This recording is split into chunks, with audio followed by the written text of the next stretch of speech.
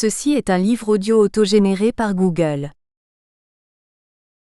L'afropessimisme, une autre forme de mentalité coloniale. Il y a plusieurs mois maintenant, j'ai reçu un futur docteur en sciences politiques. Il s'agissait d'un jeune étudiant de l'Université d'Ottawa qui, avec l'expression d'une gaieté sans pareille, a frappé à la porte de mon bureau pour me manifester sa joie. Ouf! Il venait enfin d'obtenir une date pour la soutenance de sa thèse doctorale déposée 4 mois plus tôt. Au cours de cet échange, nous avons abordé ce à quoi il faudrait s'attendre le jour de la soutenance, la famille, les amis, en plus de refaire notre pays d'origine, le Cameroun. Nous discutions sur ce que pourraient apporter en contribution concrète toutes les Camerounaises et tous les Camerounais de la diaspora. Comment peuvent-ils participer à la construction d'un pays fort, d'un pays modèle, d'un pays tourné vers le futur? Je commençais.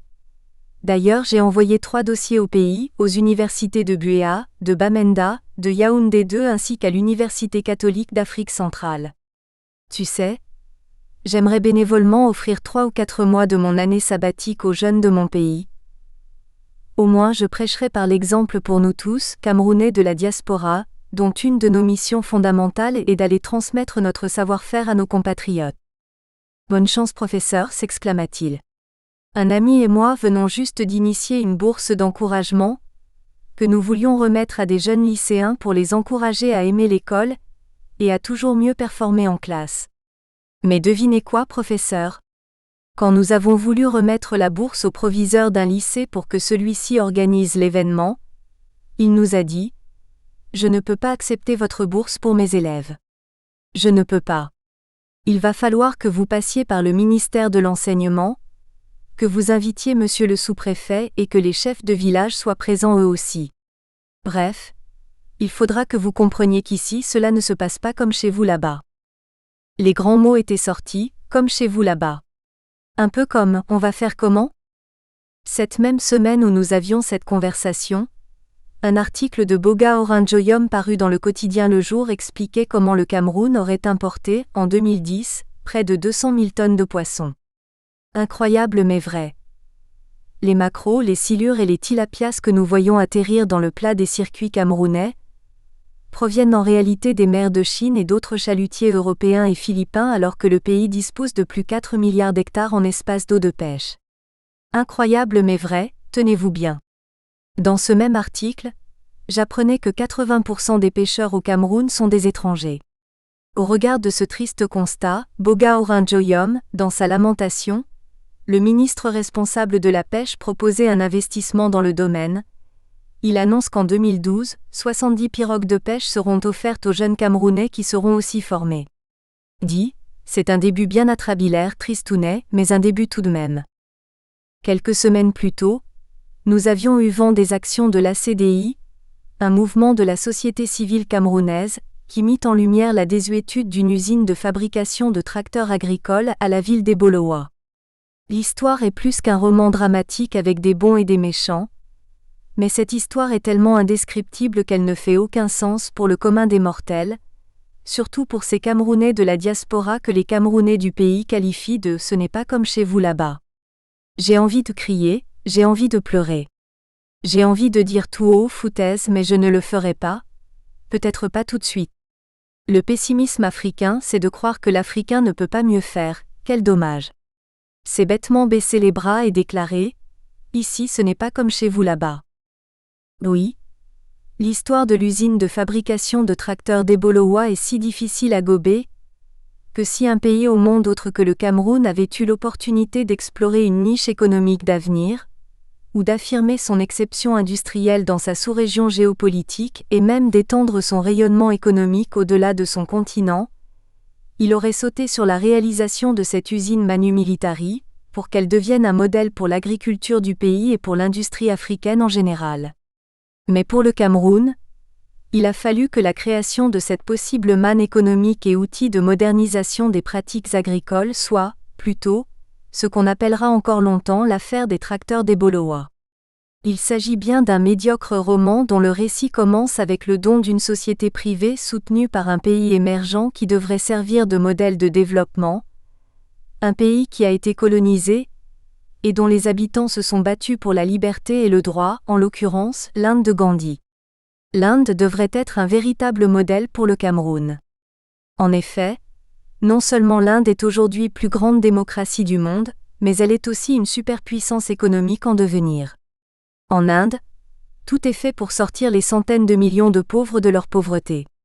En Inde, l'objectif de tout Indien qui détient une certaine connaissance ou un certain pouvoir public est de sortir ses compatriotes de la pauvreté. En Inde, on regarde vers le futur. En Inde, on crée localement et on devient créatif pour le bien du peuple et non plus pour celui de son village uniquement. Car quand le peuple consomme, les entreprises produisent de la richesse, elles produisent plus et embauchent plus. Là-bas, en Inde, on travaille pour que la création du village sorte du village pour aller vers les villages voisins, les villes voisines, le pays tout entier et même le monde entier. Pourquoi pas? C'est avec l'idée de cet entrepreneuriat rhizomique que les tracteurs indiens se retrouvèrent à Ebolova. Les Indiens, un peuple modèle pour les Camerounais.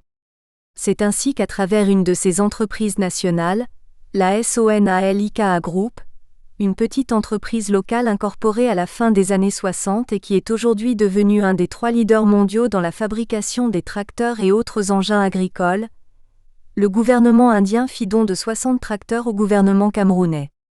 Ces 60 tracteurs devaient être utilisés pour tester leur efficacité technologique en terre et climat africain, avant d'en étudier le potentiel de production locale. Aujourd'hui, y a-t-il un pays autre que le Cameroun qui n'aurait pas sauté sur une pareille occasion? C'est ainsi que la création d'une usine de fabrication de tracteurs au Cameroun eut lieu, avec aujourd'hui comme résultat, plus de 600 engins prêts à être utilisés. Toutefois, ceux-ci sont parqués dans des conditions déplorables sur des terrains de la Sonalika, alors que les Camerounais consomment des oranges, citrons et piments provenant des pays voisins et même aussi loin que de la Chine. Va donc y comprendre quelque chose. L'équation me semble pourtant simple. Je ne crois pas un seul instant, mon cher ami, que tu aies besoin d'un doctorat en sciences économiques ou politiques pour résoudre cette question. Car c'est en modernisant la production locale d'un pays que celui-ci sortira de la pauvreté et cessera d'importer plus de 70% de ses produits à la consommation. Si les Camerounais ne peuvent pas explorer leur véritable richesse naturelle, l'agriculture, grâce à la bénédiction d'un climat équatorial où l'eau, la chaleur et le soleil abondent, un climat sahélien sec en plus de l'apport d'une industrie mécanisée, tous des ingrédients pour une réussite agricole moderne, comment sortira-t-on un jour de la pauvreté dans ce pays? La véritable richesse d'un pays est dans les actions concrètes de ses intellectuels qui éduquent et permettent aux civils sur le terrain, aux cultivateurs et aux pêcheurs de savoir qu'il existe un autre futur que celui de la misère, d'autres moyens que la bêche, un bateau à moteur pour remplacer la force des bras propulsant une pirogue à travers les vagues de la Sanaga.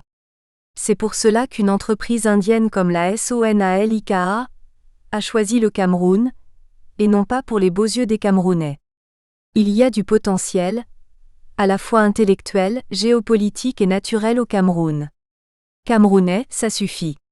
Arrêtez ce pessimisme à la con, ici ce n'est pas comme chez vous là-bas. La véritable richesse d'un pays serait visible quand les citoyens de ce pays décideront de sortir des mentalités coloniales dans lesquelles ils se sont enfermés pour se freiner et pour fermer les portes de leur avenir. Car monsieur le proviseur, dites-moi en quoi la présence d'un sous-préfet, d'un ministre ou d'un chef de village ou même d'un prêtre ajouterait une valeur pédagogique au don destiné à motiver un enfant à mieux apprécier l'école et à mieux performer? En quoi les tracteurs garés en désuétude sur un parking à ciel ouvert, pour des raisons mystérieuses, permettront-ils une avancée dans le labourage des terres partout au Cameroun?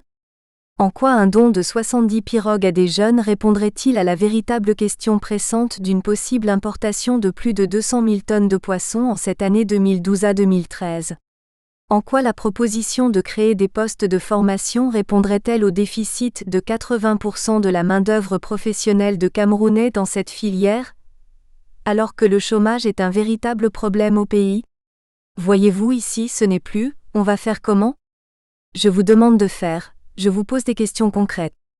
Sortir du pessimisme chronique qui nous ronge requiert d'élaborer des stratégies tournées vers le futur, vers une vision précise et non tarabiscotée, improvisée pour calmer les humeurs. Alors comprends-moi bien. Le véritable problème dans toutes ces affaires, ce n'est pas d'inviter les sous-préfets, les ministres, les chefs de village et pourquoi pas les prêtres et les évêques. Le vrai problème, le véritable drame dans toutes ces histoires, est qu'un jeune Camerounais a été privé d'une bourse d'encouragement, un don de bonne volonté. Le véritable problème n'est pas qu'une centaine de tracteurs soient parqués dans une situation déplorable quelque part à Ebolova. Le vrai problème est que des centaines de milliers de Camerounais se battent encore aujourd'hui contre la vie chère, et que le gouvernement est obligé d'intervenir pour réguler le prix des produits de première nécessité. Le drame dans toutes ces histoires est que nous n'arrivons pas à sortir de notre cadre de référence pour accepter ce qui marche ailleurs. Nous préférons flappy mais rassurant déclarer « Ici ce n'est pas comme chez vous là-bas ». Une réorientation de nos pensées et de nos actions devient donc nécessaire.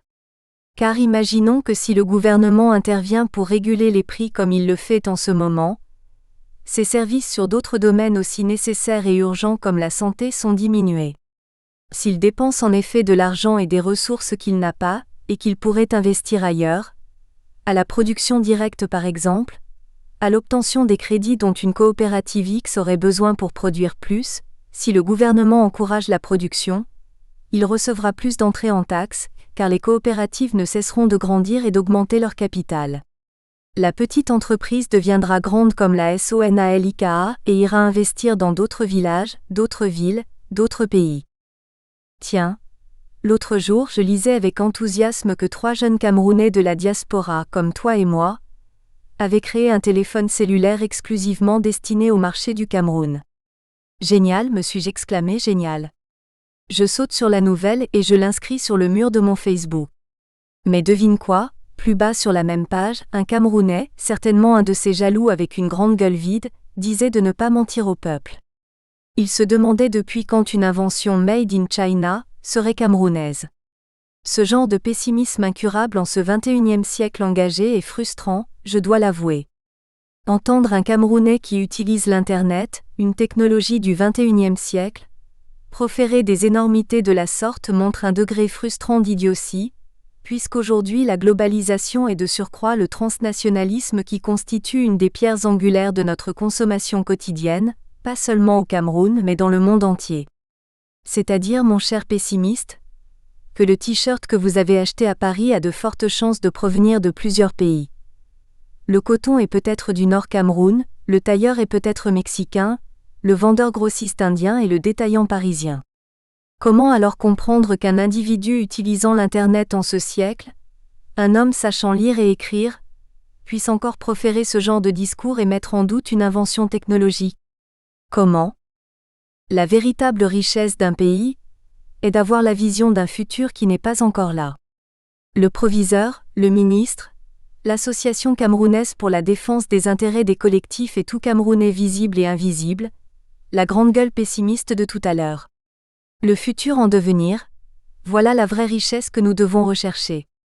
Nous devons honnêtement nous demander, chacun de nous, en quoi pourrions-nous être utiles à notre pays ? Il me semble que si tous, nous appliquons à la lettre les réponses à notre propre question, nous verrons que tout le monde y gagnera. Notre village sortira de son cadre villageois, notre ville parlera avec d'autres villes et notre pays tout entier jaillira, comme jamais en un modèle pour d'autres pays.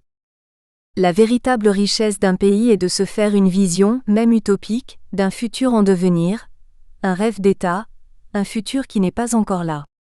Tiens, j'allais oublier. Au moment où j'ai décidé de publier ces notes en novembre 2012, 9 mois après la visite à mon bureau de mon jeune compatriote qui est officiellement devenu Ph.D. depuis plusieurs mois maintenant, et 11 mois après avoir envoyé mes dossiers de volontariat au Cameroun, je n'ai toujours pas eu de suite. Aucune des universités camerounaises, Bamenda, Buea et Yaoundé 2 ainsi que l'Université catholique d'Afrique centrale, n'a saisi l'occasion de m'avoir dans ses murs comme professeur invité bénévole. Allez donc savoir pourquoi, elles n'ont même pas accusé réception de ma demande.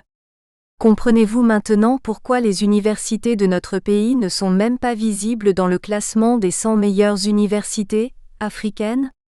Allez donc savoir pourquoi à Buea, une institution anglophone censée être le stéréotype de la représentation de l'ordre et du droit dans tout le pays, Quand j'ai téléphoné pour m'informer sur ce qui se passait avec ma demande, un collègue, prétendument chef de département, m'a dit « This year is not a good year, please try again next year ». Stupidité à la camerounaise. Cette année n'est pas la bonne année? C'est cette année que je suis en sabbatique et non l'année prochaine. Stupidité, ici ce n'est pas comme chez vous là-bas. Voyez chef. Il y a trop de chefs qui, avec leur mentalité coloniale, leur pessimisme et le repli identitaire tribalo-raciste, font rater le train à notre pays. Pendant ce temps, d'autres en profitent. La preuve? Pendant ce temps, j'ai été invité à des universités au Kenya, en France et en Australie. Même des collègues de petites universités au Nigeria et au Ghana étaient en courbette pour m'avoir, mais pas au Cameroun. Allez donc savoir, grâce à ces chefs incompétents, pourquoi nous sommes des miséreux attendant la manne, pourquoi nous importons 70% de ce qu'on consomme, même les oranges, les citrons, le poisson et le piment, alors qu'à bien y penser, à bien programmer et à bien cibler nos efforts et nos connaissances, nous serions capables de renverser la vapeur, de produire chez nous plus de la moitié de ce qu'on importe. Prochainement, je me pencherai sur leurs questions, ces chefs de la médiocrité. Ces chefs de ici, ce n'est pas comme chez vous là-bas. Promis. Image salie, dignité froissée, le Cameroun dès à peu près.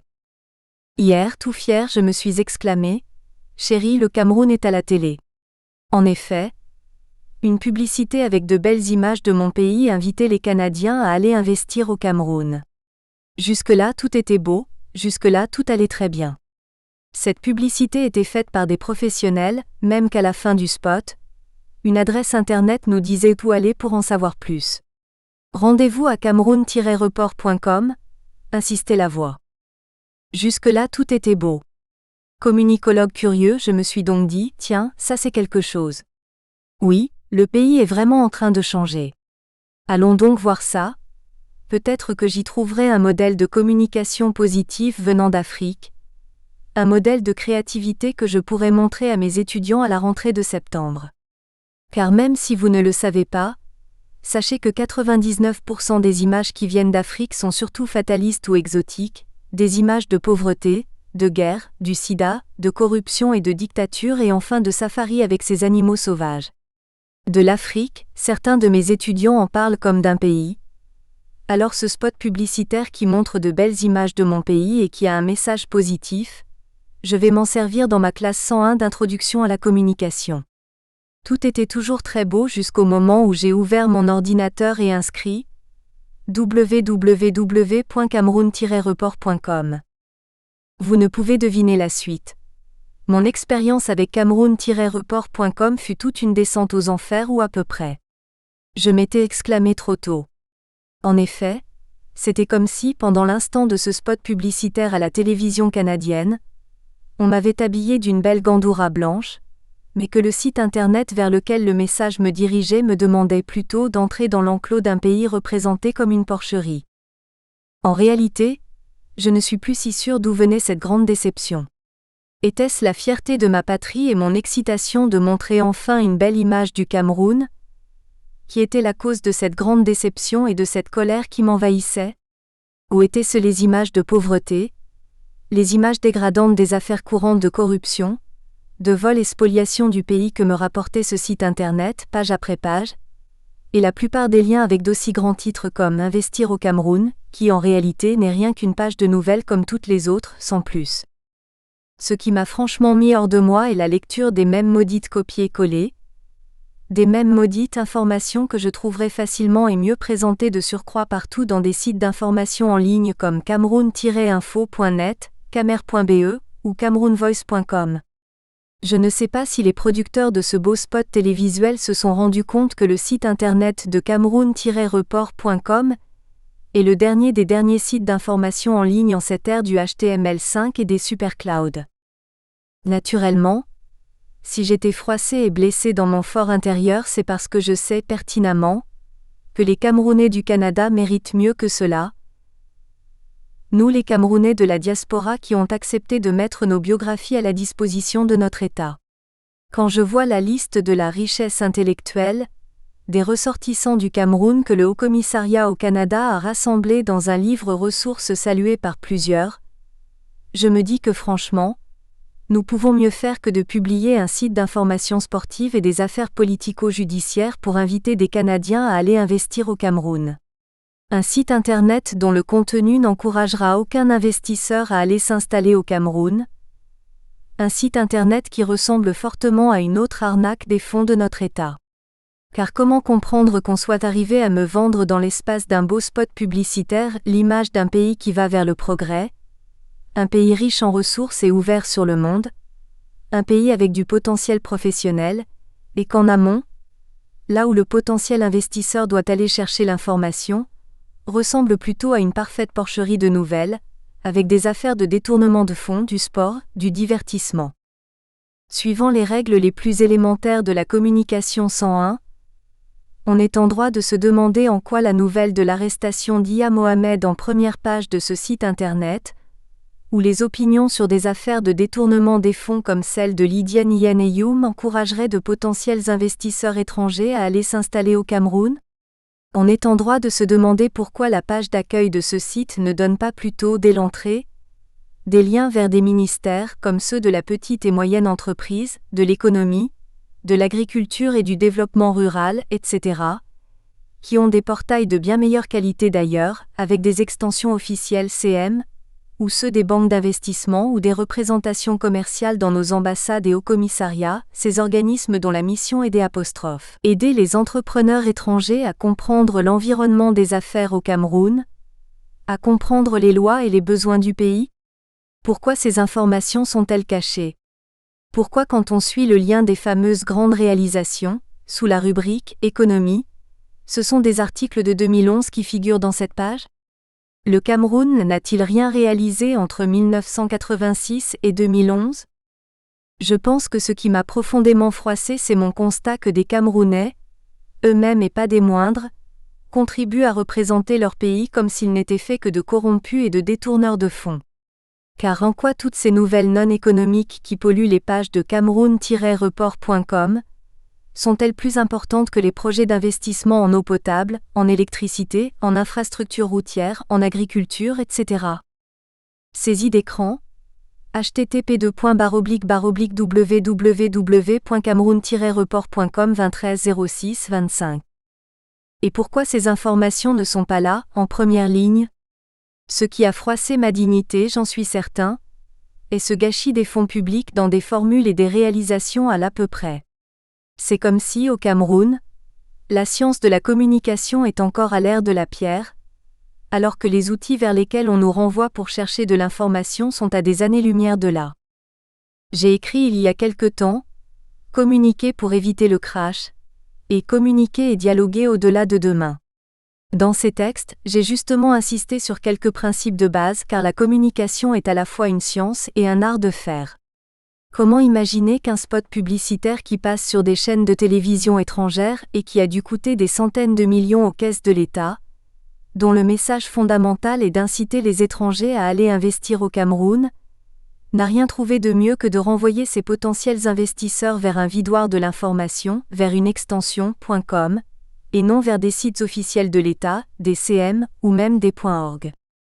Comment imaginer qu'on vende des bannières publicitaires d'entreprises qui n'ont rien à voir avec le développement économique du Cameroun, sur toutes les pages de cameroun.report.com? À qui d'ailleurs profite la vente de ces bannières publicitaires? À l'État du Cameroun? Peut-être que la justice devrait s'intéresser à cette utilisation impropre des fonds de l'État. Franchement, si on me l'avait demandé, j'aurais instruit un ou deux de mes étudiants canadiens à travailler de pair avec un ou deux étudiants de nos universités du pays pour mutuellement partager leurs connaissances et réaliser quelque chose de bien plus professionnel et de bien plus efficace. Si on me l'avait demandé, gratuitement, j'aurais offert mon temps pour construire un autre visage et un autre message du Cameroun, un message qui ne froisserait personne et qui motiverait, véritablement, les Canadiens à aller investir au Cameroun. Et je suis sûr, si on avait pris le temps de mettre à contribution les véritables forces vives du Cameroun, ces richesses intellectuelles qui ne sont pas enfouies sous terre, on aurait produit un bien meilleur message et présenté une bien meilleure image de notre pays aux investisseurs étrangers potentiels. Chers investisseurs potentiels, Pour connaître les besoins du Cameroun en investissement, rendez-vous sur les sites internet des ministères suivants. Petites et moyennes entreprises, de l'économie sociale et de l'artisanat, http://www.minpemesa.cm/index.php. Économie, planification et aménagement du territoire, http://www.minepa.gov.cm/. Agriculture et développement rural, http://www.minade.cm. Eau et de l'énergie, http://www.mini.cm, et bien d'autres dont vous trouverez des adresses par une simple recherche Google, Yahoo ou autre outil de l'Internet. Il y a aussi le groupement Les Femmes d'Affaires du Cameroun, un organisme très dynamique qui ne fait pas juste dans l'économie sociale comme on aurait tendance à le croire, http://www.gfac-cm.com/. Le GICAM et son pendant masculin. Nous espérons que vous avez apprécié cet aperçu. Pour continuer à écouter ce livre audio sur Google Play Livres, utilisez le lien dans la description de la vidéo.